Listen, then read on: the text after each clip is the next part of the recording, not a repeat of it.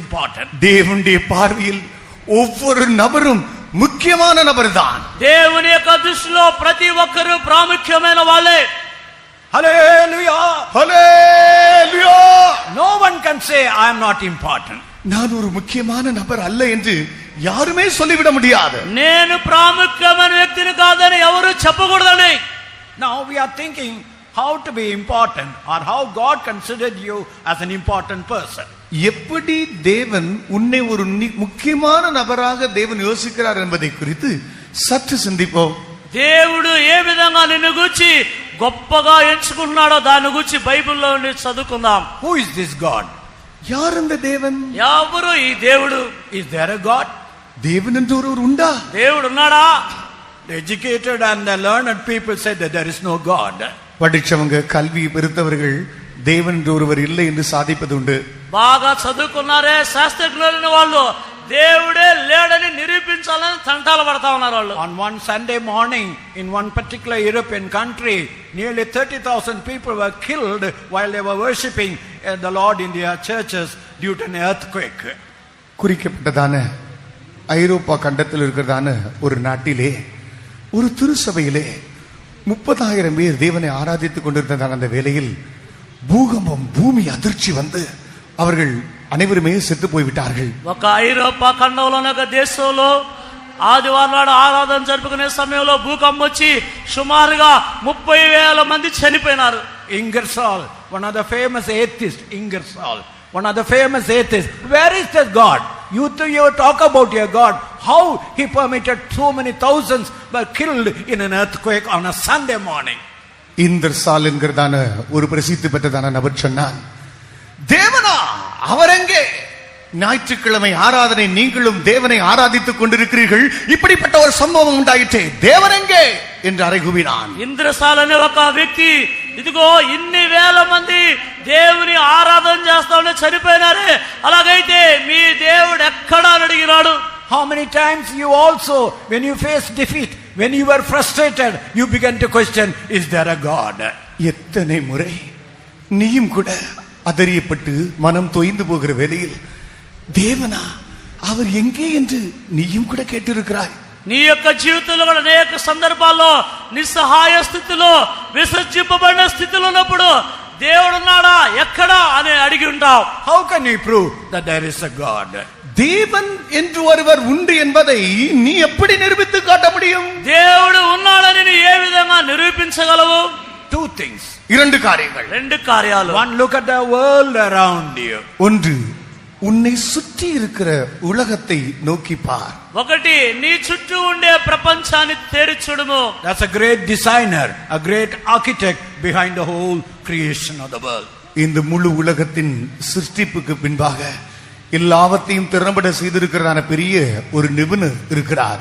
ఇదిగో ఈ యొక్క లోకాన్ని చూసినట్లయితే వీటన్నిటిని నిర్మించిన ఒక ఇంజనీర్ ఉన్నాడు. And look at your own body.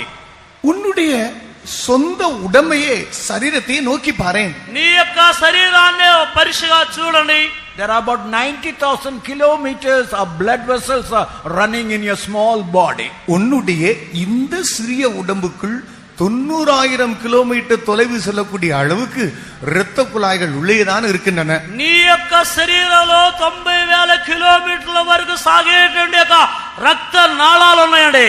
Look at your small ear. உன்னுடைய சின்ன காதை பாரு. నీ యొక్క చిన్న చెవిని చూడండి. There is a small telephone exchange which can run a city is operating in your small ear. உன்னுடைய சின்ன காதுக்குள் உன்னுடைய உடம்பாகிய பெரிய சரியத்தையே ஒரு நகரத்தையே ஆண்டு நடத்துவது போல இருக்கிறதான ஒரு தொலைபேசி அலுவலகமே அதுக்குள்ள இருக்கிறது.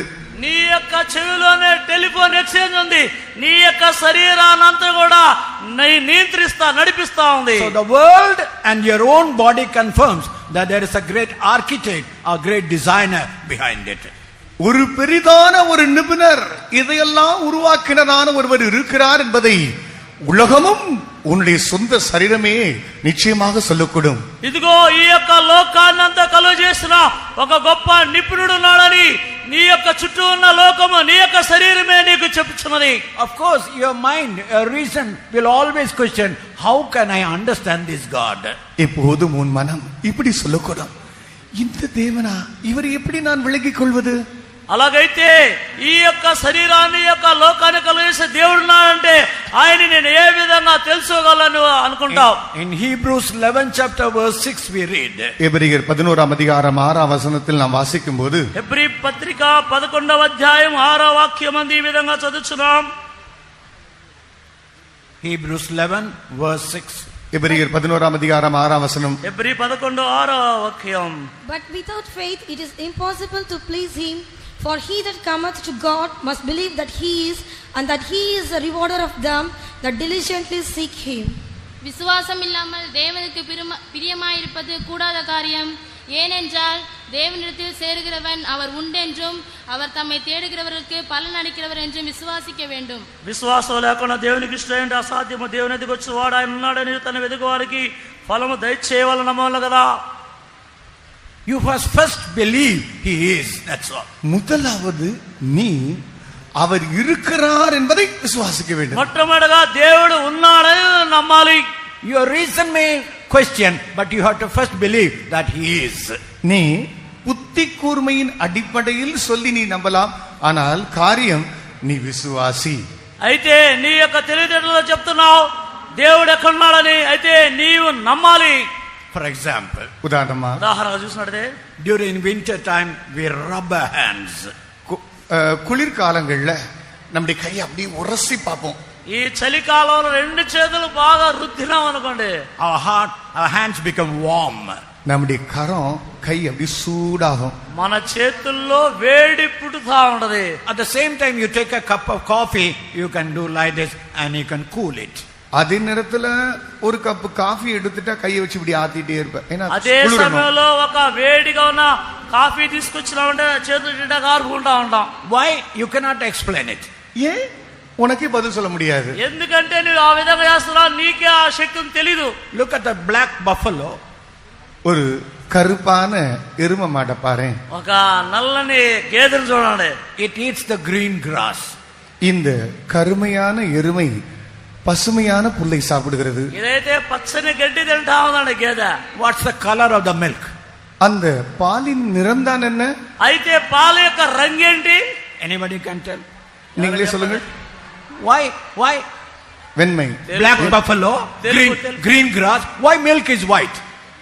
கருமையான எருமை பசுமையான புல்லை தின்று வெண்மையான பாலை தருகிறது. ஏன்? ఆ నల్లని గేదె పచ్చని గడ్డి తిని తెల్లని పాలు ఇస్తుందండి. You cannot explain it. உன்னால பதில் சொல்ல முடியாது. ఎందుకంటే చెప్పలేము అది. You drink the milk without questioning. கேட்காமலே பாலை குடிச்சிட்டே இருப்ப நீ.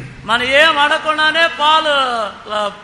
So if you go on ask questions and questions, you will never find an answer. கேள்வி மேல் கேள்விகளை அடுக்கிக் கொண்டே நீ செல்வாய் என்றால் நீ பதிலே நீ எட்டி பிடிக்க முடியாது. ప్రశ్న చేసుకుంటా పోయినావంటే దానికి ఆన్సరే లేదు. First believe that there is God. முதலாவது தேவன் என்று ஒருவர் உண்டு என்பதை நம்பு, விசுவாசி. నీవు దేవుడు ఉన్నాడని నమ్మాలి. Then you will be able to know how this God operates in your life. அப்பொழுது இந்த தேவன் உன் வாழ்க்கையில் எப்படி செயல்படுத்துகிறார் என்பதை நீ விளங்கிக் கொள்வாய். తర్వాత ఆ యొక్క దేవుడు ఏ విధంగా నీలో క్రియ చేస్తున్నాడో గ్రహించగలవు. Now almost all the eastern religions, they believe in a God. கிட்டத்தட்ட எல்லா கிழக்கத்திய நாடுகளுமே தேவன் என்று ஒருவர் உண்டு என்பதை நம்புகிறார்கள். సుమారుగా తూర్పు దేశపు జనులందరూ కూడా దేవుడు ఉన్నారని నమ్ముచున్నారు. But they don't believe in a personal God. ஆனால் ஆழ்தத்துவம் வாய்ந்த ஒரு தேவன் உண்டு என்பதை நம்புவது கிடையாது. దేవుడు ఒక వ్యక్తిత్వంలో ఉన్నాడని చెప్తే నమ్మనే నమ్మరు. They say the stone is God. கல்லு இதுவும் கடவுள். ఆ రాయి కూడా దేవుడే. A tree is God. மரம் இதுவும் தேவன். చెట్టు కూడా దేవుడే. Animal is God. மிருகம் தேவன். జంతువు కూడా దేవుడే. You yourself is a God. நீயே ஒரு கடவுள். నీవు కూడా దేవుడే. So they don't have a correct understanding about who God is. தேவன் என்பவர் யார் என்பதை பற்றி சரியான விளக்கமே இவர்களுக்கு கிடையாது. అయితే నిజమైన దేవుడు ఎవరు అనేటువంటి దాని గురించి సరైన గ్రహింపే లేదు. So they didn't give value to a man. ஆகவே மனிதனுக்கும் அவர்கள் மதிப்பு கொடுப்பது கிடையாது. కనుక మనుషునికి వాని గౌరవించటం లేదు. Who is a man? யார் இந்த மனுஷன்? మనుషుడు ఎవరు? Is like a soap bubble. அவனா ஒரு நீர் குமிழி போல. అలొక నురుగులాగా. Who is a man? யார் இந்த மனிதன்? మనుషుడు ఎవరు? He is like a Maya. nothing there. அவன் மாயை போன்றவன், ஒன்றுமே இல்லை. మనుషుడు మాయా ఏమి లేనివాడు. Who is a man? மனுஷனா யாரு? మనుషుడు ఎవడు? Your body is like a prison house. உன்னுடைய உடம்பு சரீரம் ஒரு ஜெயில் மாதிரி. నీ యొక్క శరీరం నీకు jail. So the worldly religion don't give value to your own self. உலக சம்பந்தமான மதங்கள் உனக்கு ஒரு மதிப்பையே அது கொடுக்காது. ఈ లోక సంబంధమైన మతాలైతే నీకు ఎటువంటి ఒక ప్రాముఖ్యం ఇవ్వట్లేదు. But our God, ஆனால் நம்முடைய தேவன், అయితే మన దేవుడు, the God whom we are talking to you tonight, இந்த ராத்திரி வரையில் உன்னிடத்தில் சொல்லிக் கொண்டிருக்கிறதான இந்த தேவன், ఈ రాత్రి నీతో మాట్లాడుతున్న ఈ యొక్క దేవుడు, He is a personal God. இவர் ஆள் தத்துவம் வாய்ந்த தனிப்பட்ட தேவன். ఆయన వ్యక్తిత్వం గల దేవుడై ఉన్నాడు. He has got character. அவர் சுபாவம் நிறைந்தவர். ఆయన గుణగలం గలవాడు He ఉన్నాడు. has got power. அவர் வல்லமை, சக்தி. ఆయనలో శక్తి ఉన్నది. When you think about God, you think He is a holy God. நீ தேவனை பற்றி சிந்திக்கும் போது அவர் ஒரு புனிதமானவர், பரிசுத்தர் என்று யோசிக்கலாம். నీవు దేవుని గురించి తలంచినప్పుడు Is a ఆయన loving- పరిశుద్ధుడని తలంచున్నావు. He is a loving God. அவர் அன்புள்ள தேவன். ఆయన ప్రేమామయుడు. He is a merciful God. அவர் இரக்கமுள்ள தேவன். ఆయన కనికరపూర్ణుడు. He is a compassionate God. அவர் மனதுருக்கமுள்ள தேவன். ఆయన జాలి గలవాడు. And He is a God who can raise up even the dead person. மரித்தோரையும் எழுப்ப சக்தி உள்ளதான தேவனாக அவர் இருக்கிறார். ఆయన మృతులను సజీవులుగా చేయవాడు. So this God is not an inanimate. He is a power, but there is something feeling in that God. இந்த தேவன் ஏதோ ஒரு அக்ரிணை அல்ல, அவருக்குள் ஒரு சக்தி உண்டு. அந்த சக்தியும் நீ அனுபவிக்க முடியும். ఆ యొక్క దేవుడు ఏదో ఒక దేవుడుగా ఉండకుండా ఆయనలో శక్తి ఉన్నది. But this power, இந்த வல்லமை, ఆ యొక్క శక్తి has got feeling. அதுக்குள் உணர்வு உண்டு. దానిగా గ్రహింపు ఉన్నది. He loves you. அவர் உன்னை ఆ நேசிக்கிறார். దేవుడిని ప్రేమించున్నాడు. He is a power, but He cares for you. அவர் வல்லமை நிறைந்தவர், ஆனாலும் உனக்காக உன்னை விசாரிக்க கூடியவர். ఆయన శక్తి గలవాడు కనుక నిన్ను గూర్చి విచారించున్నాడు. So this great God, இந்த பெரிய தேவன், பெரிய this தேவன், great God, ఈ దేవుడు గొప్ప దేవుడు. He created you in His own image. அவர் உன்னை தமது சொந்த சாயலின்படியே சிருஷ்டித்தார். ఆయన నిన్ను తన యొక్క స్వరూపంలో కలుగు చేసి ఉన్నాడు. This personal God, இந்த தனிப்பட்டதான ஆழ்த்தத்துவம் வாய்ந்த தேவன், ఈ యొక్క వ్యక్తిత్వం గల దేవుడు, this holy God, இவர் பரிசுத்தர், ఈయన పరిశుద్ధుడు, created you in His own image. தமது சொந்த சாயலில் உன்னை சிருஷ்டித்தார். ఆయన తన స్వరూపం చొప్పున నిన్ను కలుగు చేసి ఉన్నాడు. Therefore, you are important in the sight of God. ஆகவே தான் நீயும் கூட தேவனுடைய பார்வையில் முக்கியமான ஒரு நபர். అందువల్ల నీ దేవుని యొక్క సన్నిధానంలో నీ యొక్క ముఖ్యమైన వ్యక్తివై ఉన్నావు. In Tamil Nadu, தமிழகத்தில் తమిళనాడులో if a boy is born and is exactly like the father, ஒரு பையன், ஆண் பிள்ளை பிறந்து அவன் தன்னுடைய தகப்பனை போலவே அப்படி அச்சாக இருந்தால், ఒక అబ్బాయి పుడితే అబ్బాయి తండ్రిలాగే ఉన్నాడు అనుకోండి, அப்பாவை உரிச்சு வச்சிருக்கிறான்னு சொல்லுவாங்க. அப்பாவை உரிச்சு வச்சிருக்கான்னு சொல்லுவாங்க. అయ్యో అంతా తండ్రిలాగానే ఉన్నాడు రా పోలిక అంతా అంటారు. He is exact image of the father. இவன் அப்பாவே அப்படி உரிச்சு வச்ச மாதிரி இருக்கானே, ఆయన తండ్రిలాగా డిట్టోగా ఉన్నాడు అంటాం. So how can that child be unimportant? இப்படி இருக்கக்கூடிய ஒரு பிள்ளை முக்கியமே இல்லாத ஒரு ஆளா எப்படி மாற முடியும்? ఈ విధంగా తండ్రి యొక్క పోలికలతో పుట్టిన ఒక బిడ్డ అతడు ప్రాముఖ్యత లేకుండా ఏ విధంగా ఉంటాడు? So you are important because you are created in the very image of your God. உன்னுடைய சொந்த தேவனுடைய அதே உருவத்தில் சாயலில் நீ சிருஷ்டிக்கப்பட்டபடியால் நீ ஒரு முக்கியமான நபர். నీవు దేవుని యొక్క స్వరూపంలోనే పుట్టావు గనుక నీ ఒక ప్రాముఖ్యమైన వ్యక్తివై ఉన్నావు. Then the question comes, இப்ப கேள்வி வரும், இப்படி అలాగైతే கேள்வி ఒక வரும், ప్రశ్న వస్తుంది, why man lost that importance in the sight of God? தேவனுடைய பார்வையில் ஏன் இந்த மனிதன் அந்த முக்கியத்துவத்தை இழந்து போய்விட்டான்? అలాగైతే మనుషుడు ఎందుకు ఆ యొక్క ప్రాముఖ్యమైన దాన్ని వదిలిపెట్టి ఉన్నాడు? It's only sin that degraded the importance of you in the sight of God. உன்னுடைய முக்கியத்துவத்தை தேவனுடைய பார்வையில் இழக்க செய்தது பாவம் தான். నీ యొక్క జీవితంలో ఉన్న ప్రాముఖ్యతను పోగొట్టుకోవడానికి సహాయం చేసింది పాపమే. Lamentations 5th chapter verse 16. புலம்பலின் புஸ்தகம் 5ஆம் அதிகாரம் 3ஆம் வசனம். విలాప వాక్యములు 5వ అధ్యాయం 11వ వాక్యంలో చదువుతున్నాం. Lamentations 5th chapter verse 16. புலம்பல் 5ஆம் அதிகாரம் 16ஆம் வசனம். విలాప వాక్యములు 5వ అధ్యాయం 16వ వచనం. எங்கள் தலையிலிருந்து கிரீடம் விழுந்தது. ஐயோ, நாங்கள் பாவம் செய்தோமே. The crown is fallen from our head, woe unto us that we have sinned. మా తల మీద నుండి కిరీటం పడిపోయాను, మేము పాపం చేసి ఉన్నాము, మాకు శ్రమ. It's sin that brought your status in the sight of God. தேவனுடைய பார்வையில் உன்னுடைய நிலை கீழே தள்ள செய்தது பாவம்தான். పాపమే మనల్ని దేవుని యొక్క సన్నిధానం నుండి మన స్థానాన్ని తక్కువగా చేసినది. In Psalms 49 verse 20 we read. 49ஆம் சங்கீதம் 20ஆம் வசனத்தில் வாசிக்கிறோம். 49వ కీర్తన 22వ వచనం చదువుచున్నాం. You may be an honorable person. நீ கனத்துக்குரிய ஒரு நபராக நீ இருக்கக்கூடும். నీ ఒక ప్రాముఖ్యమైన వ్యక్తిగా ఉన్నప్పుడు, But if you live a sinful life, ஆனால் நீயோ பாவம் நிறைந்த ஒரு வாழ்க்கை செய்து கொண்டிருப்பாய் నీ என்றால் ఒక పాపిగా జీవించినట్లయితే you are like a beast.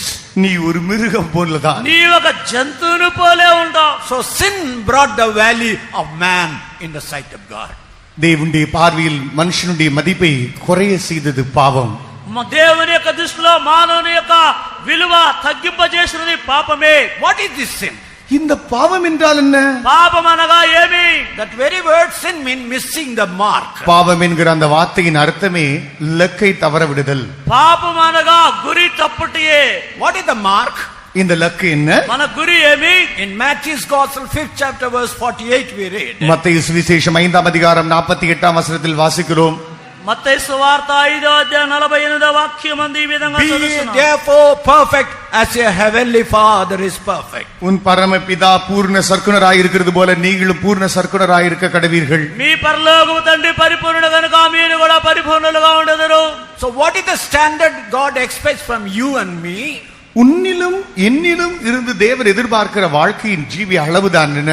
నీ యొక్క జీవితంలో నా యొక్క జీవితంలో దేవుడు ఎదురు చూసేటువంటి ఒక స్థితి ఏంటి? It's a very perfect standard of the heavenly Father. பரலோகத்தில் இருக்கிறதான அந்த பிதாவின் அதே பூர்ணத்தை தான் அவர் எதிர்பார்க்கிறார். పరలోకపు తండ్రికి ఉండేటువంటి అదే పరిపూర్ణతను ప్రభు మన దగ్గర ఎదురు చూస్తున్నాడు. What is the standard? அந்த அளவு என்ன? ఆ యొక్క కొలత ఏమి? In the Old Testament one can say I have never committed murder. பழைய ஏற்பாட்டு காலத்தில் ஒருவன் நான் கொலையே செய்யலை என்று சொல்லலாம். పాత నిబంధనలో ఎవరైనా ఒకరు నేను నరహత్య చేయలేదని చెప్పొచ్చు. But ஆனா అయితే Jesus told you, if you get angry and call your brother Raka a fool, you are already committed murder. இயேசு சொல்லி இருந்தார், நீ கோபப்பட்டு உன்னோடு இருக்கிறவனை மூடனே என்று சொன்னா நீ ஏற்கனவே நீ பாவம் செய்திருக்கிறாய். నీ యొక్క సోదరుని చూసి వ్యర్థుడా అని చెప్తే నీవు నరహత్య చేసినట్లే. You may say I have never committed murder. நான் கொலையே செய்யல என்று நீ சொல்லலாம். నేను నరహత్య చేయలేదని చెప్పొచ్చు. But how many times out of anger we call others Raka a fool? எத்தனை முறை நாம் கோபம் கொண்டவர்களாக மற்றவனை பார்த்து மூடனே பைத்தியம் என்று சொல்லியிருக்கிறோம். ఎన్ని సందర్భాలు మన కోపస్తుంది బుద్ధిహీనుడా మూర్ఖుడా అని చెప్తా ఉంటా. Just close your eyes one moment. ஒரு நிமிஷம் அப்படியே உன் கண்களை மூடிக்கோ. ఒక్క నిమిషం అలానే మీ కన్నులు మూసుకొని ఉండండి.